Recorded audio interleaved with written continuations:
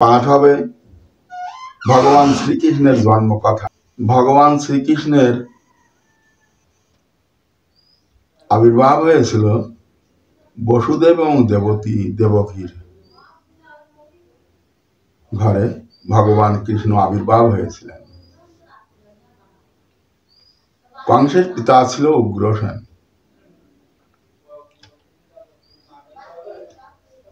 তো দেবকী এবং কংস এরা ভাই বোন। ব্রহ্মা এবং অন্যান্য দেবগণ মিলে ভগবান নারায়ণকে অনেক ডাকাডাকি উপাসনা তপস্যা করলেন। ভগবান আবির্ভাব হলেন। ব্রহ্মা আদি দেবগণ বললেন, প্রভু, কংসের যে অত্যাচার, তাতে আমরা দেবতারা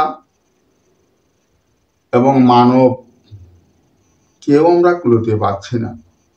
আপনি কৃপা করে এই কংসের অত্যাচার থেকে আমাদের রক্ষা করুন প্রভু। বলছি বাবা, বন্দেহং শ্রী গুরু শ্রী দূত পাদ কমলং শ্রী গুরুন বৈষ্ণবাংশ্চ নমঃ নমঃ। তাই দেবতা এবং মানবের প্রার্থনায়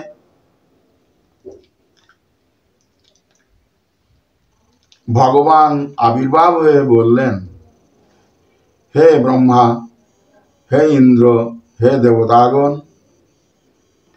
আপনাদের প্রার্থনায় আমি সব জানতে পারলাম। আমি এবার আপনাদের রক্ষার জন্যে আমি দেবকীর গর্ভে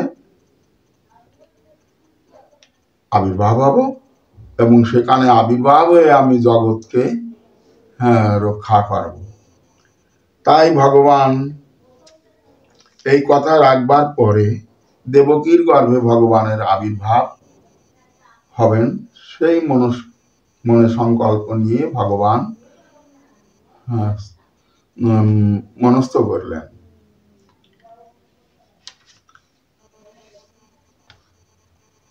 কংসের ভগ্নী দেবকী সুন্দরী। এই দেবকী কে বিবাহ দেবার জন্যে কংস পাত্র স্থির করলেন বসুদেবকে। বসুদেব ছিলেন অত্যন্ত ধার্মিক, সত্যবাদী, ন্যায়পরায়ণ, দেখতে সুন্দর। এই কংস কন্যা এই কংস তার এই ভগ্নীকে দেওয়ার জন্যে এই বসুদেবকে সাব্যস্ত করেছেন। তাই বসুদেবকে এবং দেবকীকে বিবাহের জন্য যে দিন স্থির হয়েছিল, সেই দিন মতন তাকে খুব ধুমধামের সহিত বিবাহ দেওয়া হয়েছে। এখন শ্বশুর বাড়িতে চলে যাবে ওরা। তাই দেবকীকে এবং বসুদেবকে নিয়ে কংস নিজেই ওই সারথি হয়ে রথের ভিতরে তুলে নিয়ে যাচ্ছে। পথের ভিতরে যেতে যেতে পথের ভিতরে মেঘের গর্জন, বজ্রপাত শুরু হয়ে গেল। গুড়ুম গুড়ুম করে বজ্রপাত হচ্ছে, বিদ্যুৎ চমকাচ্ছে, ঝড় উঠে গিয়েছে। এর ভিতর দিয়ে ও রথ চলেছে খুব দ্রুত বেগে। হঠাৎ পথের মাঝে শুনতে পাওয়া গেল আকার বাণী, ওহে কংস, ওহে কংস, হে কংস, তুই যাকে নিয়ে যাচ্ছিস আনন্দ করে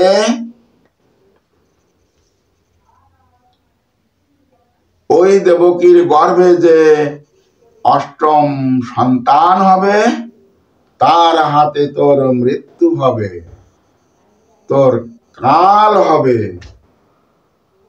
তোর মৃত্যু হবে, তোর কাল হবে। এইরকম করে করে আওয়াজ হতে লাগলো। কংস এরকম করতে লাগলো, কে কে আমাকে এমন করে সম্বোধন করছে? আরে মূর্খ, এখন ক্রোধ করবার সময় নয়, এখন ভাববার সময়। কংস তখন পথের মাঝে রথ থামিয়ে কোষ থেকে অস্ত্র বের করে দেবকীকে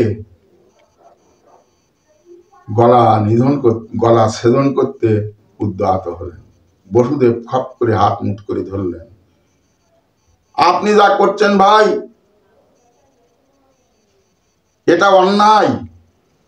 আপনার ভগ্নী আর তা নববিবাহিতা,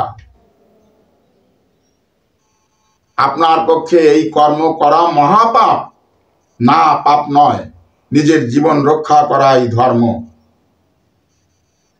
অধর্ম নয়। এইরকম করে তখন কংসের সঙ্গে আর বসুদেবের সঙ্গে অনেক কথোপকথনের পরে বলছেন যে ভাই, আপনি তো শুনেছেন আকাশবাণী, তার অষ্টম পুত্রের হাতে মৃত্যু হবে। তো আমি কথা দিচ্ছি, ওর যতদিন পর্যন্ত অষ্টম পুত্র না হয় ততদিন পর্যন্ত আমি মথুরায় থেকে যাব। সেই কথা মতো শুনে ওনাদেরকে মুক্ত করে দিলেন কংস। কিন্তু যখন মুক্ত করে দিলেন, কংস চলে গেলেন। ওনার মন্ত্রীবর্গ আছে।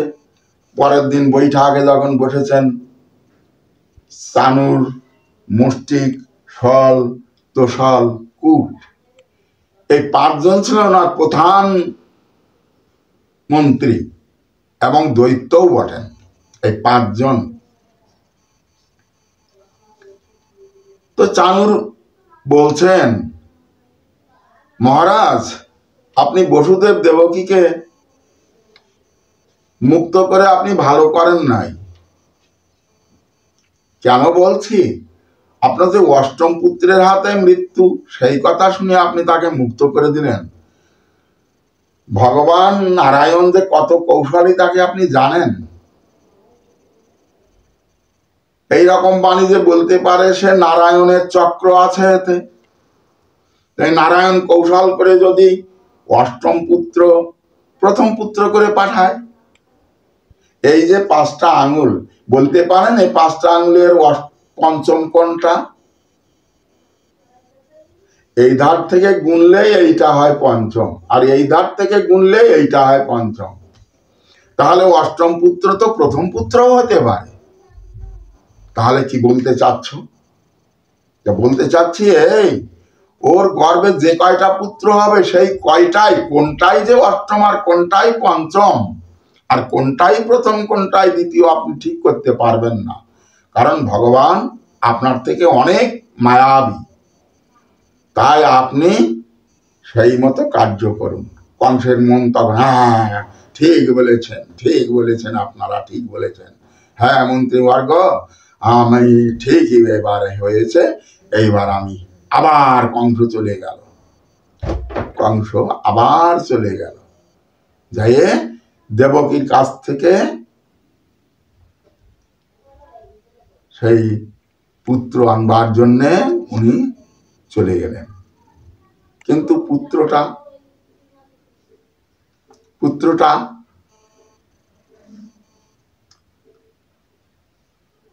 সেই প্রথম পুত্র, তাকে ধরে এনে উনি কংসের কাছ থেকে ধরিয়ে, না, কংস তো নিজেই, কংসের কাছে তো নিজেই বসুদেব তুলে দিবেন হাতে। সেই মন নিয়ে কংস, এবার কংস আসে নাই বাবা, কংসের কাছে উনি নিজেই নিয়ে গেলেন। কংস পুত্রকে পেয়ে স্তম্ভিত হলো। তাই তো, ভালো তো, যে কথা রেখেছিল কংস, সেই বসুদেব সেই মতোই আমার কাছে এনে পৌঁছায়ছে পুত্র। তখন পুত্রকে কোলে নিয়ে বলছেন, এর নাম কি রেখেছ? বলে কীর্তিমান। কীর্তিমান, এতটুকু শিশুর এত বড় নাম! না না, তুমি নিয়ে যাও, নিয়ে যাও, একে নিধন করবো না, নিয়ে যাও। ও নিয়ে গেল। আবার চানুর মুষ্টিক আবার বলছে, আপনি যে পুত্রকে ফিরিয়ে দিলেন, এটা ভালো করলেন না, এটা ভালো করলেন না। কেননা এই পঞ্চম পুত্র, এই প্রথম পুত্র, এ তো অষ্টম হতে পারে, এই অষ্টম পুত্র তো প্রথম হতে পারে। কাজেই আপনি এরকম ভুল না করে আপনি সব নিধন করেন, 8টা পর্যন্ত যা হয় এক এক করে সব নিধন করতে থাকেন। কংস আবার তার কাছ থেকে কেড়ে উড়িয়ে নিয়েছে, আছড়িয়ে মারল, এক এক করে সব আছড়িয়ে মারতে লাগলো। 6টা পর্যন্ত মারল আছড়ায়, 6টা, যতবারই হয় ততবারই ওই হাতে তুলে দেয় আর আছড়ায় মারে। সপ্তমটার বেলায় গর্ভনিপাত হয়ে গেল, অকালে গর্ভ পড়ে গেল, নষ্ট হয়ে গেল। সবাই জানলো যে দেবকীর সপ্তম গর্ভ নষ্ট হয়ে গেল। কিন্তু সেই গর্ভটা রোহিণীর গর্ভে গিয়ে উঠল, রোহিণীর গর্ভে। ওনার নাম হলো শঙ্কর্ষণ, ওনার 2 স্ত্রী বসুদেবের। রোহিণীর গর্ভে যেয়ে এই যে গর্ভপাত যারা যেটা ওরা সাব্যস্ত করলো, এই গর্ভপাতটা রোহিণীর গর্ভে গিয়ে উঠল। ওনার নাম শঙ্কর্ষণ। আকর্ষণ করে ওনার জন্ম হয়েছিল, এই জন্য ওনার নাম হলো শঙ্কর্ষণ। ওইখানে তার নাম বলরাম হয়ে জন্ম হয়েছিল কৃষ্ণের আগেই। আর কৃষ্ণ গর্ভপাত হয়ে গেল। বসুদেব, দেবকী কংসের কারাগারে বদ্ধ। ওনারা পুনঃগর্ভ যখন হলো, তখন অষ্টম গর্ভ। সেইটার বেলায় প্রহরী অত্যন্ত কঠিন প্রহারী সব রেখেছেন, খুব কঠিন ভাবে প্রহার দিচ্ছে সবাই। কেউ সেখানে আসবার, কেউ সেখানে থেকে বেরিয়ে যাবার, বা সেখান থেকে আগম সেই ধারে কাছে আসবার কারোর যোগ্যতা ছিল না এবং আদেশ ছিল না। প্রহরীরা সকলেই প্রহার দিচ্ছে। তো ভগবান গর্ভের ভিতরে আবির্ভাব হয়েছেন, দেখা যাচ্ছে গর্ভের ভিতরে আবির্ভাব, দেবতারা দেখতে পাচ্ছেন। তাই দেবগণ সকলেই এসে পুষ্প বর্ষণ করছেন ওই কারাগারে, আর স্তব করছেন, আর ভগবান নারায়ণের গুণগান করছেন। কিন্তু কৃষ্ণ ওই পেটের ভিতরে দেখা যাচ্ছে, জিলজিল করে দেখা যাচ্ছে, যেন পর্দা দেওয়া একটা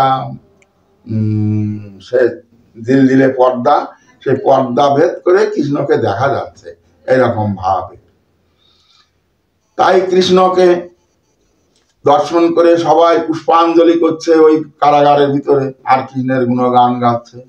হে ভগবান কৃষ্ণ, তুমি মৎস্য, তুমি কুর্ম, তুমি বরাহ, তুমি নৃসিংহ, তুমি বামন, তুমি বলরাম, তুমি বুদ্ধ, তুমি সব, তুমি কল্কি আদি। হে তুমি কৃষ্ণ, তুমি নারায়ণ, তুমি ব্রহ্মা বিষ্ণু মহেশ্বর, তুমি নারায়ণ, তোমাইতে জগৎ হইয়া আছে সৃজন। এরকম করে কত গুণগান করছে দেবতাগণ, আর পুষ্পাঞ্জলি করছে। বহু পুষ্প, সে স্বর্গীয় পুষ্প যা চিনা যায় না।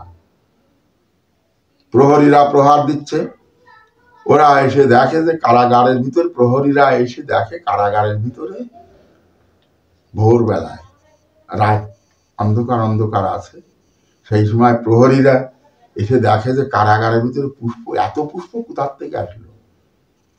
তাই জিজ্ঞাসা করছে, কারাগারের ভিতরে এত পুষ্প আনলো কে? দেবকী বলছেন, সে জবাব আমরা কেমন করে দিব, তোমরা তো চৌকি দিচ্ছ, তালা চাবি তো তোমাদের কাছে, তাহলে তোমরাই এনেছ। তখন ওরা আর কথা বলতে পারলো না, তোমরাই জানো, তোমরাই তো করেছো। কটা পুষ্প নিয়ে দেবকী গোপন করে রাখলেন, স্বর্গীয় পুষ্প। ওরা এই দলা কর দরকার কুড়ো কুড়ো কুড়ো, এই কুড়িয়ে টুড়িয়ে নিয়ে দলা করে ওরা চলে গেল। চল মহারাজকে জানাই। মহারাজকে জানালি বলে এত পুষ্প কোথার থেকে আসলো। খুব তিরস্কার হলো প্রহরীদের। এইরকম করে ভগবান গর্ভের ভিতরে ছিলেন, কিন্তু ভগবানের কোনো দুঃখ নাই, কষ্ট নাই। তিনি ভগবান, তিনি আছেন। এই গর্ভের সন্তান দিনে দিনে দিনে দিনে বেশ পুষ্ট হয়ে প্রসাব করবার মতন হয়েছে। তখন কংস ওদিকে স্বপ্ন দেখছে, পুত্র হয়েছে। স্বপ্ন দেখছেন দেবকীর গর্ভে পুত্র হয়েছে। এর ভিতরে দেখেন আর এক স্বপ্ন দেখছেন যে আমাকে কে যেন আমাকে সে মুন্ড কাটছে, কে যেন আমাকে সে অস্ত্র দিয়ে নিক্ষেপ করছে। এইরকম ভয়ে ভীত হয়ে উনি চিন্তা করছেন যে কংস নিশ্চয়ই দেবকীর গর্ভে সন্তান উৎপন্ন হয়েছে। এই উনি থাড়ুমাড়ু করে ঠেলে উঠেছেন। উঠেই অমনি বর্ম পরিধান করে উনি দেবতীর সেই কারাগারে গমন করলেন প্রহরীদের নিয়ে। গিয়ে দেখেন প্রহরীদের গর্ভে দেখেন যে দেবকী আর বসুদেব শুয়ে আছে, কিন্তু সেই শোয়া অবস্থায় যেন জ্যোতির্ময়, মানে ভগবান প্রসাদ হন নাই, হবেন প্রসাদ, তাই জ্যোতির্ময়। এই জ্যোতির্ময় দেখে উনি চিন্তা করছেন আমি যে খাদ্য খাবার দিচ্ছি না, আমি যে এই বুকে পাষাণ চাপা দিয়ে রেখেছি, ওদের এই শৃঙ্খলে বদ্ধ করে রেখেছি, অথচ কেমন করে এরা এমন সুন্দর চেহারা, এমন জ্যোতি। বললেন এদেরকে ভালো কড়া করে চৌকি দাও, আমি এবার চলে যাচ্ছি, আমি আবার আসবো। এই বলে চলে গেলেন। কিন্তু ভগবান ওই দেবকীর গর্ভে উনি যে আবির্ভাব হবেন, এমন সময় নারায়ণ দেবকীকে বলছেন, অমা আমি এসেছি মা। নারায়ণ দেখা যাচ্ছে, নারায়ণ, অমা আমি এসেছি মা। তাহলে পুত্র তুমি তো এসেছো, কিন্তু কংস এত নিষ্ঠুর, তোমাকেও নিধন করে ফেলবে ভাবছ, কিন্তু অনায়াসে বজ্রাঘাত আমি সহিবারে পারি, মা হইয়া পুত্র শোক আমি সহিবারে নারী। তোমাকে আমি কি করে রক্ষা করবো বাচ্চ, তবে তুমি এমনি ভাবে থেকো না, আমার উদারে এসো সন্তান রূপে। তাই তখন তিনি উদারস্থ হলেন। এতক্ষণ বায়ুগর্ভ, কিন্তু এই ভগবান উদারে আছেন, তাও দেবকীর কোনো কষ্ট নাই। তো বলছেন নারায়ণ রূপেই বলছেন, পরে যা ঘটিবে দোহে করিবা দর্শন, আজ হতে আরম্ভিনু আমি ভুবার হরণ। আজকের থেকে ভুবার হরণ আমি শুরু করে দিলাম। আমাকে নিয়ে তোমরা ওই নন্দালয়, ওখান থেকে অনেক দূর, তা অন্তত 20 মাইল, 18-20 মাইল, নন্দালয় যমুনা পার হয়ে আমাকে ওখানে রেখে আসো। আর নন্দালয় একটা কন্যা প্রসব হয়েছে, ওই কন্যাটিকে তোমার এখানে নিয়ে এনে রাখো। স্বপ্নে স্বপ্নে এগুলো দর্শন হচ্ছে। এই কথা শুনে ওনারা ঘুম থেকে জেগে উঠেছেন। দেখেন পাশে শোয়ানো কৃষ্ণ। কখন প্রসব হয়েছে, কখন সে আবির্ভাব হয়েছে, কিছুই জানতে এবং চিনতে পারা যাচ্ছে না। পাশেই শুয়ে রয়েছে।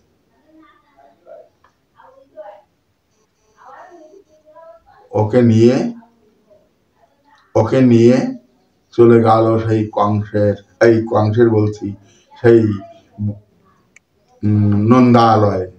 ওই রাতে চলে গেলেন নন্দালয়, কিন্তু জিজ্ঞাসা করে নিয়েছেন যে আমি সেখানে যাব কি করে?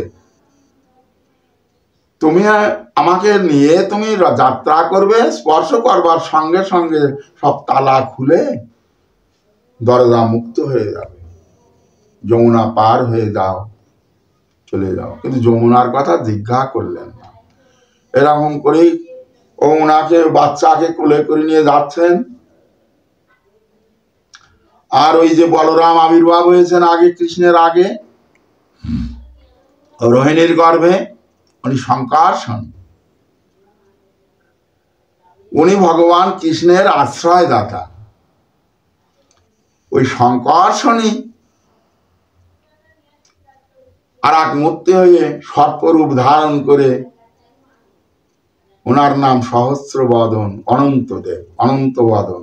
সেই অনন্তদেব সর্প হয়ে ওই বসুদেবের পিছনে পিছনে ফণা বিস্তার করে ঝড় বৃষ্টি বজ্র নিবারণ করে চলেছেন। এরকম ফণা বিস্তার করে মাথার উপরে বসুদেব চলেছেন আগে আগে, আর পিছনে পিছনে ফণা বিস্তার করে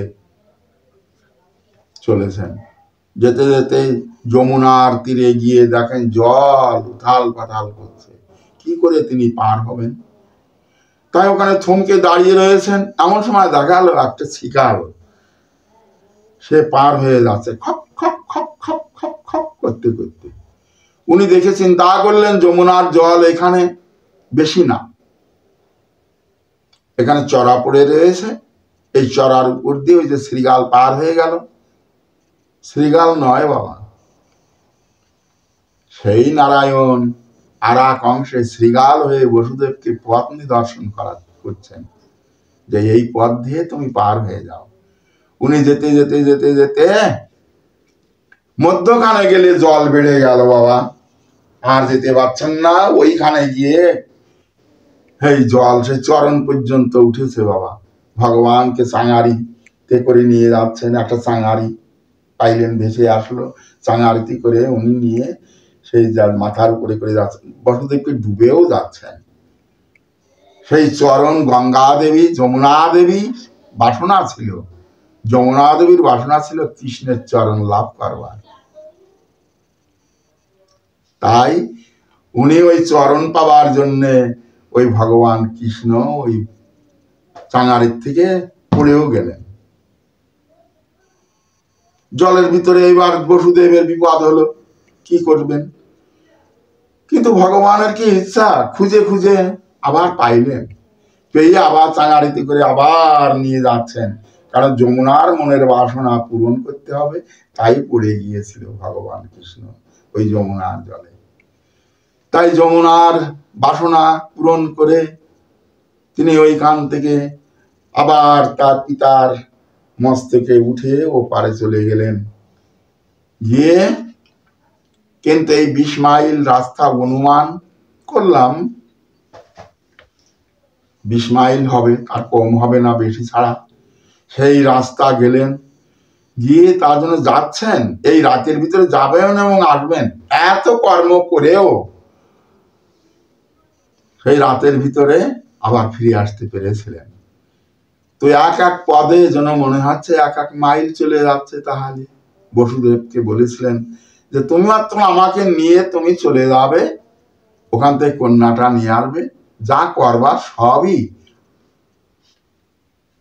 নারায়ণই করবেন, শুধু তুমি আমাকে এখান থেকে নিয়ে ওখানে নিয়ে যাবে, রেখে কন্যাটাকে নিয়ে তোমার কাছে এনে রাখবে। এই রাতের ভিতরে চলে গেল বসুদেব।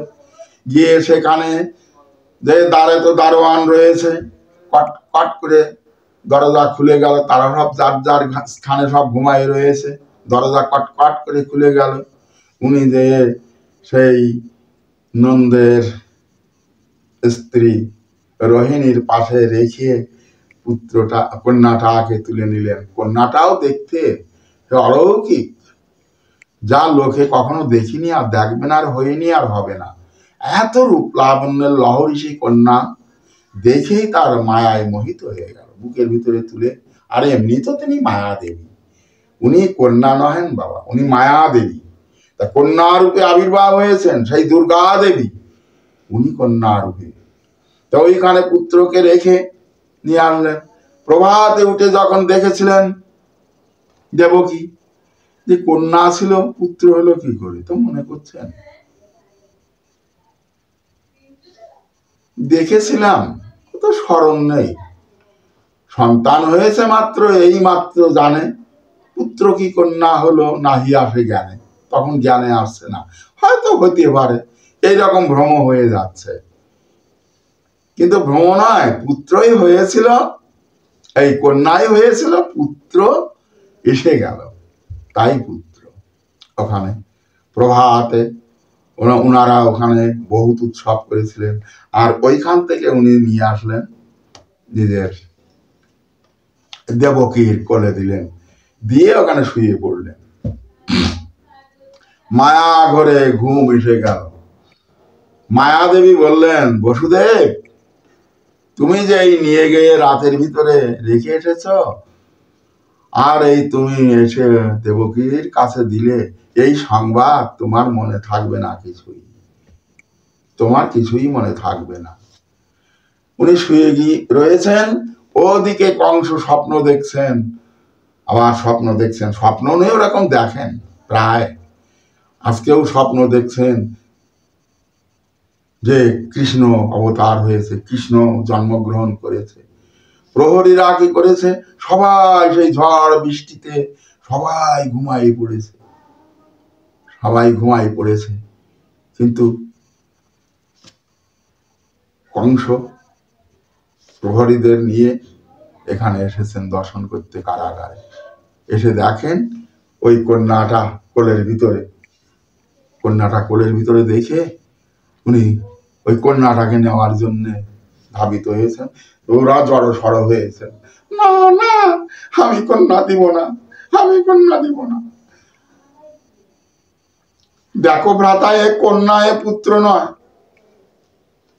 ধাত্রী আসলো, দেখে বলছে হ্যাঁ কন্যা। কন্যা কেমন করে হলো?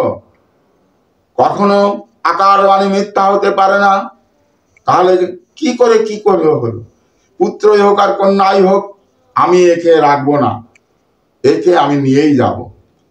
তাই কংস ওকেও ওইখান থেকে ধরে নিয়ে জোর করে কেড়ে বুড়ে নিয়ে, দেবকী তো দিবে না, না না না করে চরণ ধরে কাকুতি মুকুতি করে চরণ ধরে টানতে টানতে কানে নিয়ে গেল, চরণ ছেড়ে দিল না। তো ওই চরণ ছাড়িয়ে চলে গেল, নিয়ে যাইয়ে সুন্দর কন্যা তাকে নিয়ে আছাড় মারবার সময় ওই উঁচু যেই করেছেন, সেই ওখান থেকে উড়ে গিয়েছেন আকাশে উঠে। আরে মূর্খ, তুই আমাকে নিধন করতেছিস, তোকে মারিবে যে গোকুলে বাড়ি শেষে। কংস তখন অবাক হয়ে গেল, এ কি হলো? দরভুজা মূর্তি দেবী, সেই দেবীকে দর্শন করে আর উনি ভয়ে ভীত হয়ে, কংস তখন উনি ওনার